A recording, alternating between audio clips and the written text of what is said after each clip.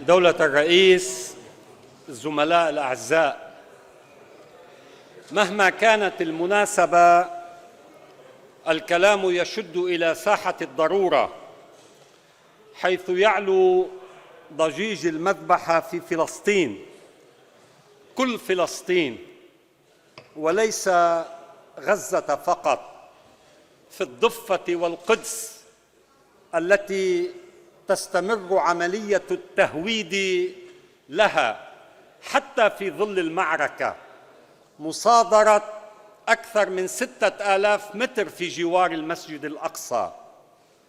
ما حصل ويحصل يهزأ بالمعقول، جريمة الإبادة الجماعية وإعجاز المقاومة ضدها. فالتحية لغزة ومقاوميها وشهدائها، التحية لنواب المجلس التشريعي الفلسطيني الذين سقطوا في غزة ولم تسمع ردود الأفعال على هذه الهمجية، والتحية التي سبقني إليها الزميل جهاد إلى جنوب أفريقيا، التي جمعت مضامين الوجدان البشري وصاغت موقفاً حقوقياً يعيد الاعتبار لاحترام إنسانية كل إنسان. قتل إنسان دون مبرر قتل لكل الناس في شرعنا وديننا وأخلاقنا. هذا ما فعلته إسرائيل 30,000 مرة بالقتل، وفعلته 60,000 مرة بنصف القتل بالجرحى. هذا الأمر الذي لم يدان كما يجب في العالم ربما غطت بعض من القصور والتقصير جنوب أفريقيا على كل دعاة التفوق الأخلاقي. من جنوب العالم إلى جنوبنا، حيث الشراكة في موقف الحق والذي جعلنا جديرين بإرادة المقاومة والدفاع عن الوطن في وقت استغلال إسرائيل للدعم الدولي لممارسة شيطنتها. العدو هو الذي اختار أن نكون في قلب اللهيب، وهو خيار متجذر في نظرته إلى الوجود في المنطقة. هو استهدف فلسطين مهد الديانات المسيحية والإسلامية. هو خيار متجذر مارسه بحروب إلغاء منظمة، ووضع لبنان دوما في موقع المرشح لنفس الأمر. لتنشيط الذاكرة خارج الضوابط، مجازر هذا الكيان مفتوحة منذ 48، لا اعتبار للقرارات الدولية. في نيسان 96 تفاهمنا في تفاهم نيسان على حماية المدنيين، لم تسكت مجازره حتى اللحظة الأخيرة، واستمرت بعدها في 2000 وال2006 حتى 1701 الذي بدأ بخرقه من لحظة صدوره مقابل التزام لبنان واستعداده الدائم، كما عبرت قيادته السياسية للالتزام بمضمون هذا القرار. للأسف البعض يتحدث عن إرسال الجيش إلى الجنوب إلى الحدود، وأن هذا ربما كان قد أغنانا عن عدوان إسرائيل. فقط لمعرفة من لا يعرف حقيقة الأمور في المنطقة، لاطلاعه أن الجيش اللبناني مراكزه على الشريط الشائك مع العدو الإسرائيلي، ودورياته في كل المناطق الحدودية مع قوات اليونيفيل، ينتشر في كل المنطقة قبل 7 تشرين ويمارس دوره كما يجب أن يكون وكما ينص عليه القرار 1701. أيها السادة، الرايات البيض لا تطفئ غرائز الذئاب، وحدها المقاومة والصمود والرفض هو الكفيل بردع هذا العدو عن أرضنا. إسرائيل فرضت علينا المقاومة، وهي التي تتحمل مسؤولية الواقع على حدودنا. دولة الرئيس يجب أن لا تعمينا الفوضى السياسية والدستورية عن التذكير والالتزام بالثوابت الوطنية التي تحمي الوطن ومكوناته، وتنظيم علاقات الأطراف والقوى مع بعضها البعض بالعقد الاجتماعي والسياسي الذي اتفقنا عليه في الطائف.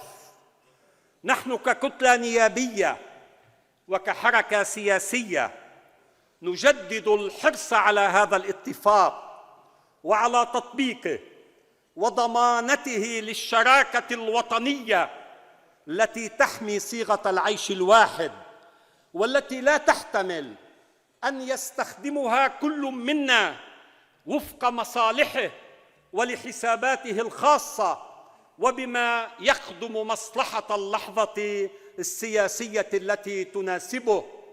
الشراكة هي روح لبنان، وهي التي تعنينا على الدوام. إن قدرنا أن نحمي وجودنا في هذا البلد.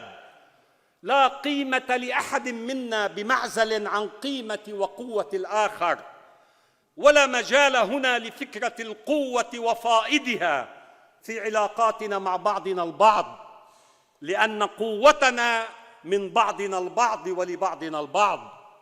لا تستقيم أمورنا بالتصنيف الدائم لبعضنا واحتكار الوطنية والفضائل واختراع العداوات.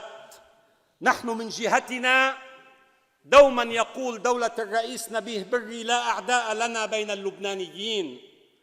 يوجد خصومات، ويجب أن تحول هذه الخصومات إلى عامل غنى للبنان لثروته الحقيقية في التنوع وتوظيف هذا التنوع من أجل تعزيز دوره وموقعه الوطني وعلى مستوى العالم. نحن مرجع الأمر في كل مواقفنا هو حدود المصلحة العامة وحياة اللبنانيين.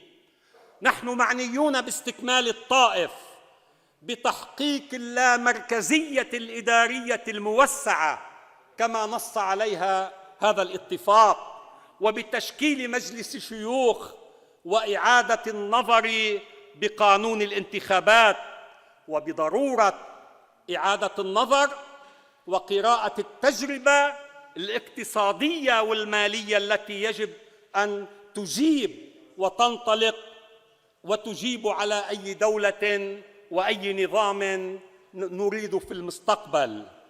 نحن حريصون على من نختلف معهم، حرصنا على من نتفق معهم، ولا نخاصم إلا لحق وطني. هذا موقفنا حتى مع من يرفعون السقوف السياسية والشخصية ضدنا.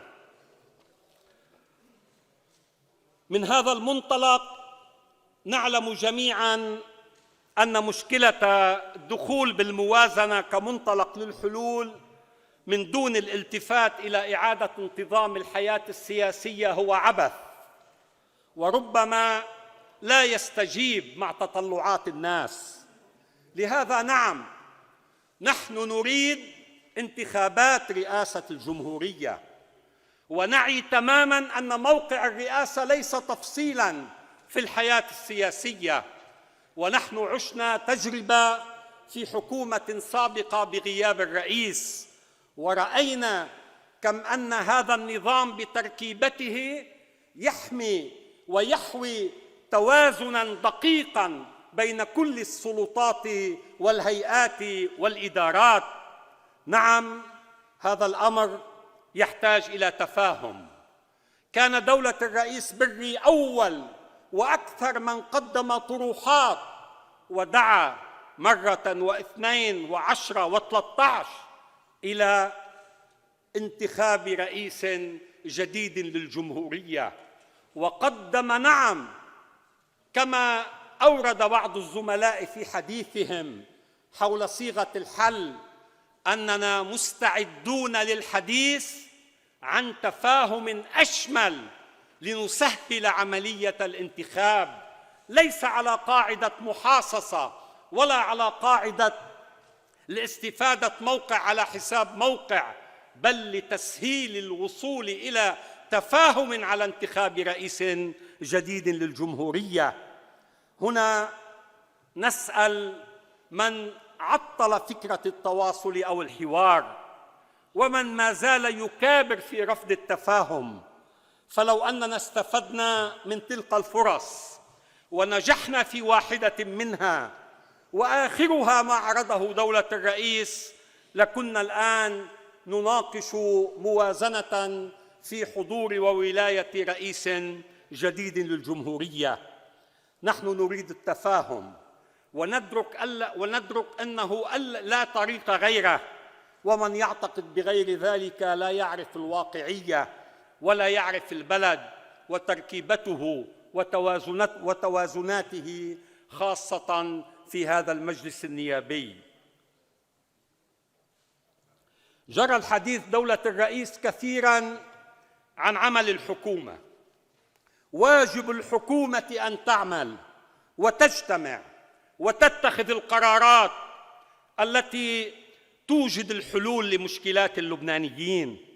القول بتصريف الأعمال كما يفسره البعض يصح في الحالات الطبيعية، حين تكون الحالة الدستورية والمؤسساتية منتظمة، أو حين يطرأ إضراب محدود في مواقيتها.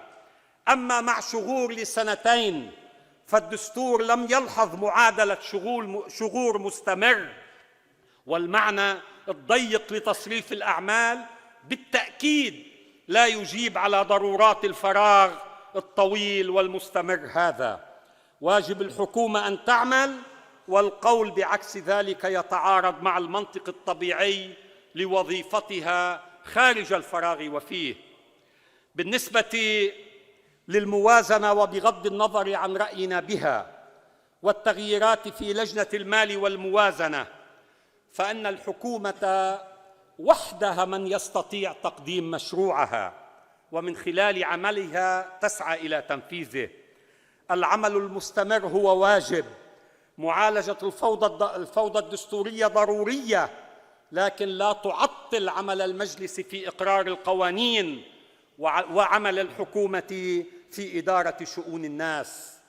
اسمح لي دولة الرئيس أن أقول لمرة جديدة أن السردية التي يتناقلها البعض عن تجربة 2014 في توقيع 24 وزيراً هي نكتة لم تحصل ولم يتم الاتفاق عليها، ربما مورست في الأيام الأولى، لكن أنا أقدم لهذا المجلس عشرات من المراسيم التي مضى عليها وقع عليها 10 وزراء أو 5 وزراء أو 3 أو 20.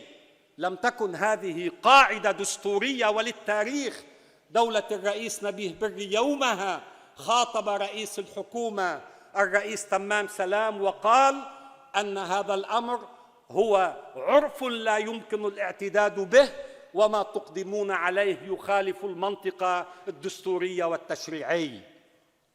دولة الرئيس، نحن قادرون على إيجاد الأجوبة على كل أسئلة الدولة وقيامها إذا رفعنا مستوى خطابنا الوطني وجعلناه في الأولوية، وليس الاستمرار في التوغل في الصراعات السياسية. الصراعات تثقل على الكيان الوطني بما يفوق كلفة الأزمات المالية.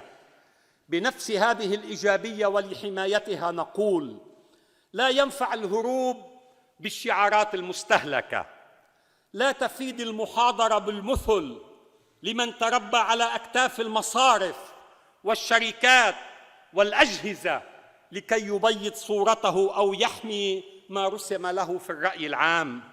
فلنتصارح بالحقائق والمعطيات والقوانين، ولنبتعد عن الغوغائية، وأن لا نختار من الدستور والقانون ما يخدم مصالح كل فريق. نحن تخلينا كثيراً عن خصوصيات. ذهب الرئيس نبيه بري مرارا إلى التخلي عما هو خاص لمصلحة ما هو عام ولحماية الوحدة والشراكة. دولة الرئيس، في الموازنة هناك نقاش في المواد كما عالجناها في لجنة المال والموازنة. سنخوض نقاشا حول بعض المواد خلال بحثها، لكن أود بسرعة أن أمر على بعض النقاط من ضمن الوقت المتاح لي. الكثيرون تحدثوا عن غياب الرؤية الاقتصادية والمالية في الموازنة. هذا غير دقيق. الخطط والرؤى لا توضع في الموازنة، الخطط تضعها الحكومة في قوانين مستقلة، والموازنة تأتي في سياقها وترجمة لهذه الخطط. الموازنة في كل الدنيا لا تعكس رؤية الدولة، هي تعكس الخطة المقررة من قبل الدولة، لا تحوي الخطة بذاتها. الموازنة التي بين أيدينا لم تجب على معالجة واقع حقيقي أصبح ماثلاً، هو أن 85% من اللبنانيين فقراء، وأن 55% منهم تحت خط الفقر. هناك أسئلة دولة الرئيس، رئيس الحكومة، يجب أن ننطلق من الإجابات عليها. سعر صرف الدولار، منذ نشوء لبنان هناك آليات لتحديد السعر. نحن لسنا مسؤولين كمجلس نيابي عن هذا الأمر، والحكومة يجب أن تبادر مع المصرف المركزي وزارة المالية إلى اتخاذ القرار المناسب على هذا الصعيد. الأمر الآخر دولة الرئيس، سعر الدولار المصرفي. هل يعقل دولة الرئيس بري أن اليوم كل مواطن لديه وديعة يدفع 1600 دولار شهرياً ليحصل على 23 مليون ليرة على 1500، على 15,000؟ نحن دولة الرئيس بحاجة إلى صياغة مقاربة جديدة لسعر الدولار المصرفي. أتمنى دولة الرئيس ونائب الرئيس الاهتمام بهذا الأمر.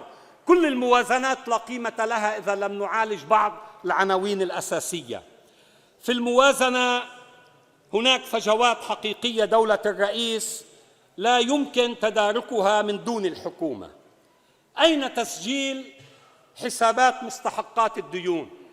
في كل الموازنة ديون مصرف لبنان، ديون الخارجية، ديون القيود هي خارج الموازنة.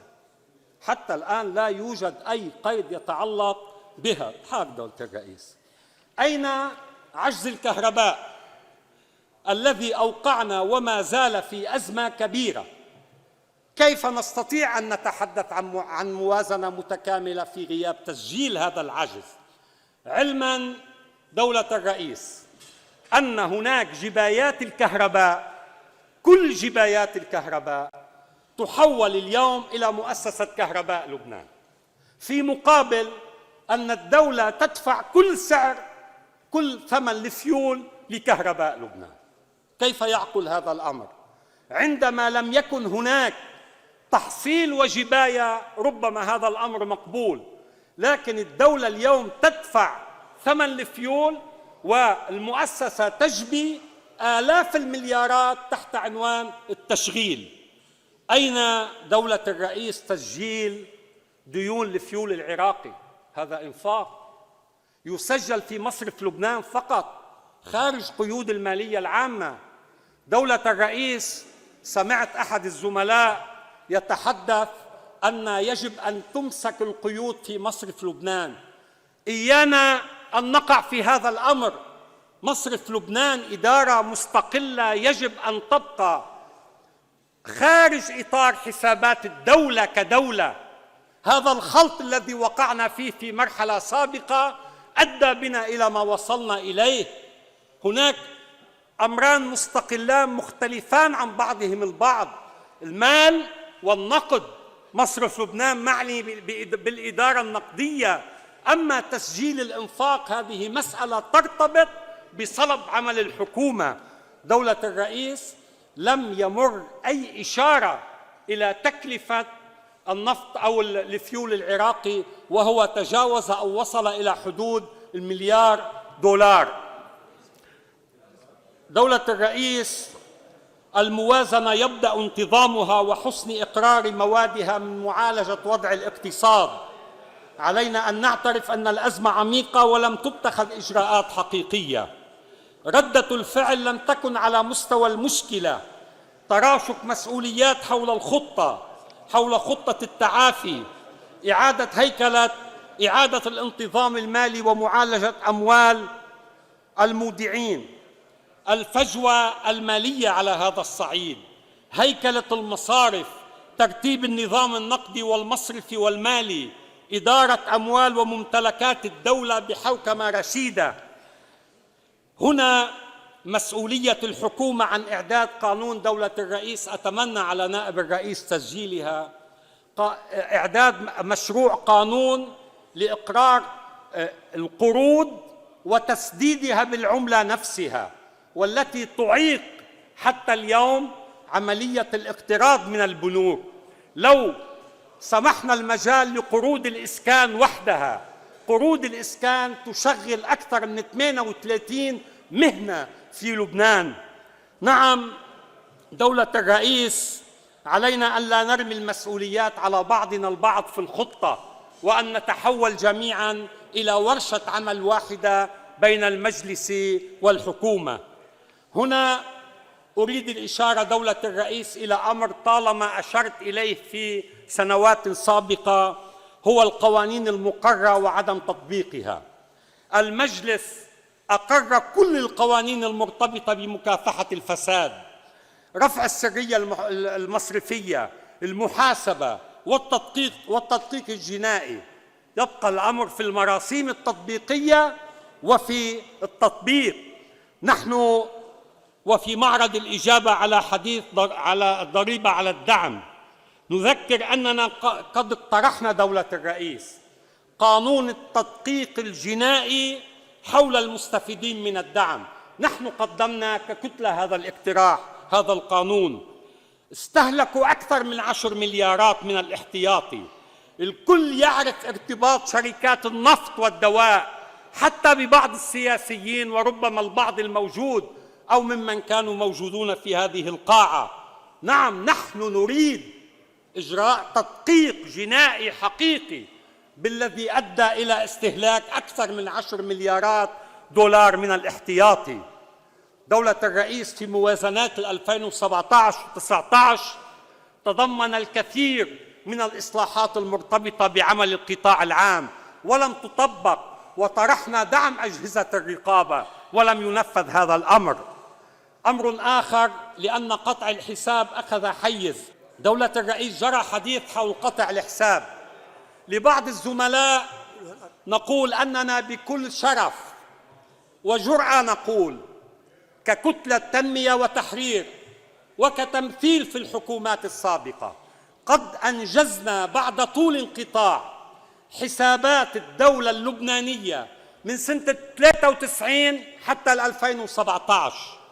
أكثر من ملايين الأوراق والمستندات قدمت ووضعت بديوان المحاسبة. قطع الحساب قد أنجز وأرسل إلى ديوان المحاسبة للتدقيق، وهو يقوم بواجبه تباعاً من أجل إصدار هذا الأمر. دولة الرئيس، أريد أن أتحدث في بعض الاقتراحات التي لم تعالج في الموازنة. موضوع القطاع العام. القطاع العام دولة الرئيس، نحن لم نؤمن الحد الأدنى المقبول للقطاع العام في لبنان. اليوم هذه شماعة حول أن أزمة البلد كلها من القطاع العام.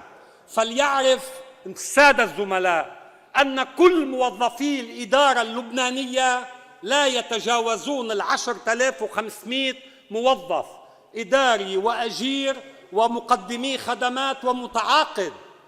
المشكلة الفعلية أو القضية الفعلية. ليست المشكلة هي في المتقاعدين 116,000، القوى العسكرية 115,000، والتربية التي فيها عدد كبير من الأساتذة يتجاوز 17,000. المشكلة هنا أو القضية هنا للمعالجة. أما فكرة رمي الأمر على القطاع العام هذا فيه ظلم لكثير من الإداريين الذين نطالبهم بالقيام بواجباتهم من أجل النهوض بالدولة. نعم، نحن طرحنا صيغة بال2018 لإعادة تنظيم كل هذا الأمر انطلاقا من نظرة جديدة لمسألة التقاعد والحماية الاجتماعية. لهذا دولة الرئيس تعويضات القطاع العام غير محتسبة، أساس الراتب ما زال على 1500، تعويضات الزوجة والأولاد 60,000 ليرة، تعويضات نهاية الخدمة ما زالت تحتسب على أساس 1500، 40 سنة في الوظيفة والموظف تعويضه أقل من $700. تعويض الزوجة اليوم 60,000 ليرة لبنانية، أي ما يعادل أقل من نصف دولار أمريكي. دولة الرئيس، نعم هناك أمور سنناقشها عند البحث في الموازنة، لا سيما المادة 93 وتأثيرها على الضمان الاجتماعي.